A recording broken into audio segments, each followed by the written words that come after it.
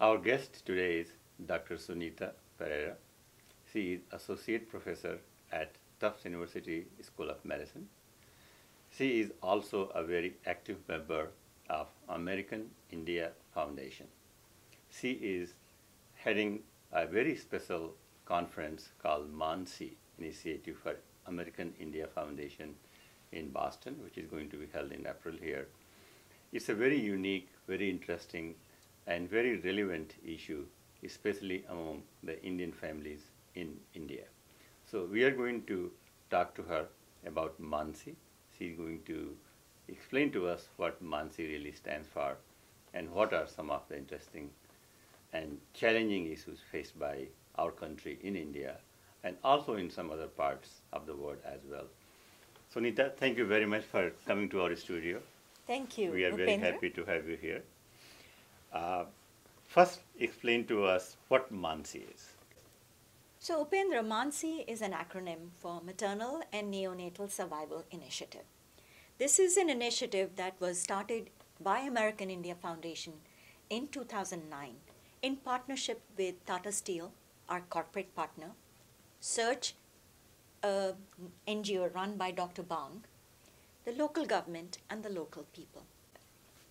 It was started in one of the most depressed parts of India, Jharkhand, where neonatal and maternal mortality is the highest in the country. Neonatal is the age group of babies between day of birth till 30 days of life. Neonatal mortality rate is number of babies that die in the neonatal period Which per is 30 thousand days. live births. Maternal mortality rate is number of mothers who die in pregnancy-related deaths in the first 28 days after birth of their child, and it is number of deaths per 100,000 live births. In India, the neonatal mortality across the country is 29 per 1,000. These are 2013 numbers. And it has dropped from a rate of 44 in 2000 to 29. So there has been progress, but the thing is, the progress is not uniform. It differs from state to state, from region to region, and it is very high in the rural areas, in the tribal regions, and in certain states like Jharkhand, Uttar Pradesh, Madhya Pradesh, Bihar. Similarly, maternal mortality is about 178 mothers die per 100,000 live births in India. However, it again varies from region to region. And how that this data you were mentioning compares with the data in the United States? So in United States, we lose about 6 babies per 1,000 live births due to neonatal mortality. Within 30 days. Within 30 days. And maternal mortality is probably 20 per 100,000. And this compares with 29 or 28 in India? Yes. For the babies? So neonatal mortality in India is 29. In the US, it's 6. 6. And mother? The mortality in India is 178. In the US, it's about 20.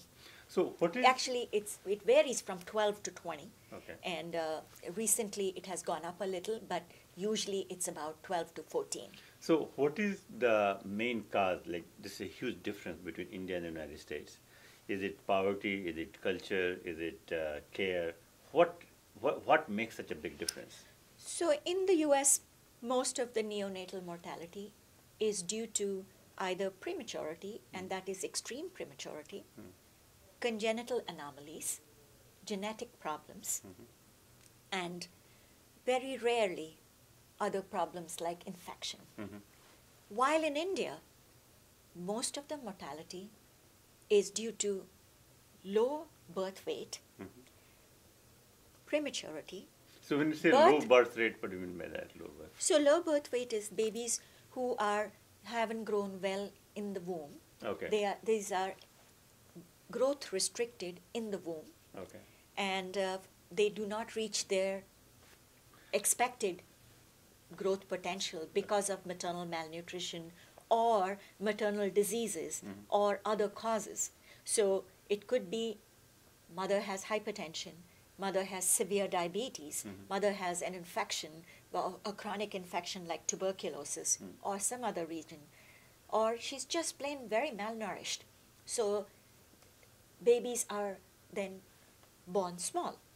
The birth asphyxia was the third reason, where baby at the time of birth or in the womb does not get enough oxygen, so the baby does not come out breathing and is not given the proper support to initiate the breathing, and as a result, baby dies due to not being able to get enough oxygen to its vital organs. The conference which you are organizing, Mansi, in Boston, in April, what is going to be the main goal and purpose of this conference? And who are the people going to speak and attend? So the main goal of this conference is to bring awareness of this problem in India and across the world to the Indian diaspora, the academics, and the philanthropic organizations, and the pharmaceutical industry. Also to focus on the challenges to our not meeting the Millennium Developmental Goals 2015 that were set by the UN for the world to reduce neonatal and maternal mortality. Do you know what the goal was for the? Yes, for India, the maternal mortality goal was 103. 103, okay. Per And we are already 100,000. So we are not meeting it. Sure. And we are far behind, actually. We are far behind. Okay. Similarly, the neonatal mortality goal was also much lower. We are not going to meet it. And it's not a problem of just India. It's a global issue. Sure. Since we're talking about India, I think the social and economic conditions are very similar in Pakistan, in Bangladesh. Yes. How does this rate compare? Similar like India or different? So it's very interesting. Pakistan has higher neonatal and maternal mortality than India. However, Bangladesh had lower neonatal and maternal mortality So than what is India. the reason behind that? I think the reason is that Pakistan has a lot of very major social, economic, political challenges which are making it very difficult for the government to provide access for healthcare to the women, the girl child, and to newborn babies. There is lack of acceptance due to social issues because they do not want intervention from outside to come into their homes, like it is in India. While in Bangladesh, being a much smaller country, they have been very, very progressive about adopting the home-based neonatal and maternal care, which is what we have adopted for Jharkhand.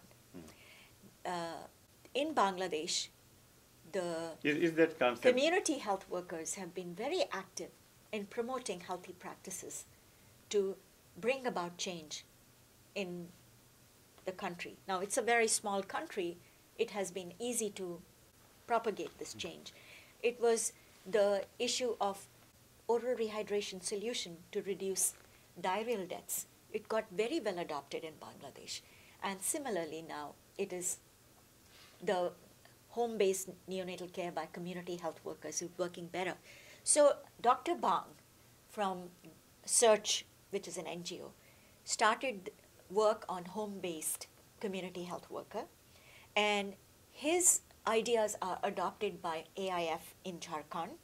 And actually it's interesting, his home-based neonatal care is being adopted all across the world, in Pakistan and many other parts of the world, where I think even in Nigeria they are trying to adopt this, because it's been shown by Dr. Bang that we need to make health literacy and healthcare available to the people by community workers who are leaders, who are able to convince the women and the men to access healthcare, to access institutional deliveries, to access vaccinations, to access checkups, So now antenatal these care. are forcing me to ask you many more interesting questions on this one, and I'm coming back to this one.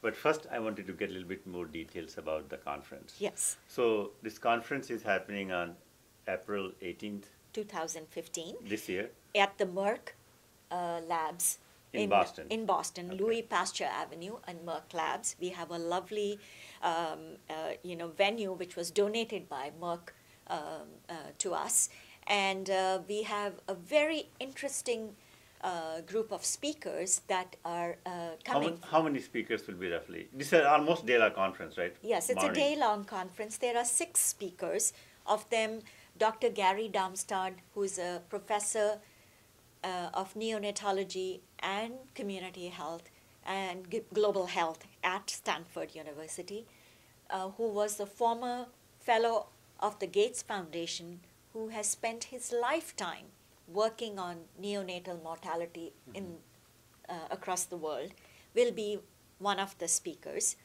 Dr. Catherine Semerau of the Ariadne Labs, who has worked with Gates Foundation in Uttarakhand, along with Dr. Atul Gawande. And Will Atul Gawande be speaking there too? Dr. Catherine Semerau will speak Okay. on behalf of the organization Ariadne. Okay. So she's going to speak about the challenges that we face and the importance of health literacy and social innovation, because they tried to bring in change in how mothers are cared for in hospitals, and their process was well accepted, but did not make the changes, did not bring down the maternal mortality. So she's going to look at the barriers and talk about the social innovations, literacy, and the other role that we need to play to bring down maternal and neonatal mortality. So- Charu Johari is going to talk about the Mansi initiative in Jharkhand and how we have made great impact and great progress in reducing neonatal and maternal mortality. Now, is this conference free for Yes, attendees? it is free. Okay. And, the other speakers are Dr. Srinath Reddy from Public Health Foundation in India, who also, though he's a cardiologist, he has spent his whole life taking care of public health issues, and he's an excellent speaker. So He's- these all speakers are coming from India here, or they are based? 2 of them are coming from India. Okay. Dr. Srinath Reddy, who's a dear friend of ours, and Ms. Charu Johari is coming from India. Gary is coming from Stanford. Catherine is coming from Boston. Venkat Srinivasan is going to talk about his initiative. Yes, our local. Yes. the- He is, of course, the CEO of Rage Frameworks, Sure. and he has created a handheld app to collect data in the field and then load it up to the cloud so that we have very good data, because data is necessary to make improvements. Sure. And Venkat has been also very active with AIF. Yeah, for- he's for a long actually time. the vice chair of the board of American Okay. India Foundation. The whole global, uh, the of- American India Foundation. Yes, right? Yeah. and he has been one of the people passionate about the AIF's Mansi initiative, and he was the one who brought up the idea of doing this conference. And So how did you get involved into this? I know that you have been also very active with AIF. So I'm a trustee of the AIF, and for many years I have wanted to have us focus on maternal and neonatal issues in India, and That also comes from your background being a I- pediatrician. I'm a neonatologist Okay. at Tufts Medical Okay. Center, Okay. and it's my passion to make change happen in India. So now let's Venkat asked me go to- back to the interesting thing we were talking about earlier, Yes, which is, so if you take all these 4 or 5 different factors you were pointing out earlier, the poverty, the health infrastructure, the culture and all these things. So if you put them in order, say in top 4, what the order will be? What is the number 1 issue? What is number 2 issue?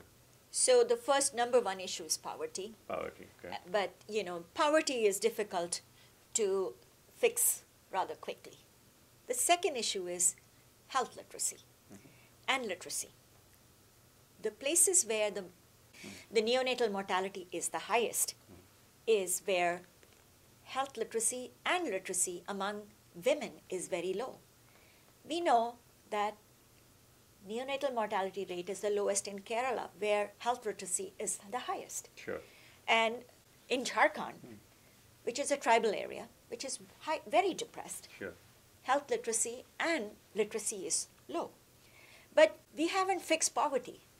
We have just made the mothers and the fathers aware of the importance of healthy lives, healthcare practices, immunizations, and institutional deliveries, need for maternal health care, need for keeping babies warm, need for breastfeeding, need for vaccinations, and also treating neonatal sepsis.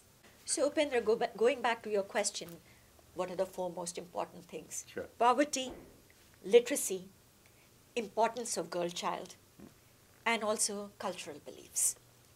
Yes. So, importance of girl child. You know that in India and in many other countries, a girl child is not given significant importance or respect. And there is practice of, And not, especially in India. it's, yeah, Yeah. and especially in India. Sure. There's a practice of not providing adequate nutrition, adequate health care, adequate education to the girl child.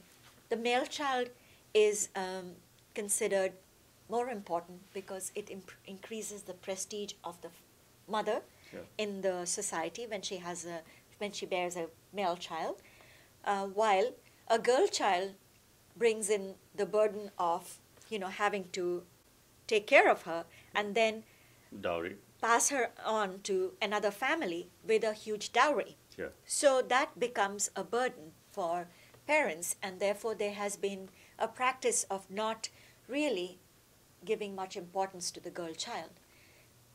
However, this is very sad because the girl child goes on to become a mother, and if the girl child is malnourished, is illiterate, is not culturally aware of her importance in this whole, life cycle, she bears children who are malnourished and who then are at risk for increased mortality, increased morbidity, and decreased cognitive outcomes. So it becomes a vicious cycle. It is very important to focus on the girl child. And I'm really glad that Prime Minister Modi has brought this to the forefront with his slogan, Beti Padhao, Beti Bachao. And it is going to need more than that. I think cultural beliefs have to be changed. We have to become more open to receiving ideas from outside, but it won't happen overnight. And the best person to bring that cultural change is a woman health leader from the community, and that's what a Sahiya is. Sahiyas are women who are impassioned to bring about change. They have leadership skills, they are taught healthcare practices, and they go back to the community and teach the mothers and the fathers about healthcare practices for the pregnant mothers and for the babies. They also treat the children who develop sepsis so that they are becoming the passport to health for these children Now, and their mothers. You who has so much passion for this interesting issue we are talking today, and you yourself are a physician, and you are taking a very active role on this front. Say, for example, if the government of India makes you that, okay, here is, you take a charge, and I want in the next 15, 20 years this problem to be eliminated. What are the 5 things you will do? Well, I think the most important thing is this change cannot happen with one person. Sure. It has to be a movement. Okay. And I think I want to get more and more people involved. People like Gary Darmstadt, people from Gates Foundation, people from USAID, people from UN, and people like Dr. Ajay Bang, along with AIF, to start small with Mansi and then take it to the other parts of India to show in small areas how little changes in practices can have incremental changes and create a movement which then the government buys into. This cannot be done alone by us. It will need the help of the corporate sector, and we are very, very actively involving the corporate sector. Ravi Kumar from AIF, our CEO of AIF, just got $1 million, $2 million grant from the corporate sector, from Hans Foundation. And we are looking towards corporate sector in India, just like Tata Steel, and in the US, to help us move this forward. Move it forward not only in this country, but in places like Nigeria. In Chad has probably the highest neonatal and maternal mortality now. Sierra Leone had very good outcomes. Now country is ravaged, things are bad. Sure. So this has to become a movement, and we are not going to do it alone. It's not me. It has to be a movement where we create a momentum together. Can you also talk a little bit about how the AIF operates? Yes. How it works? So AIF is a fund of funds. It has very few initiatives that it itself rolls out.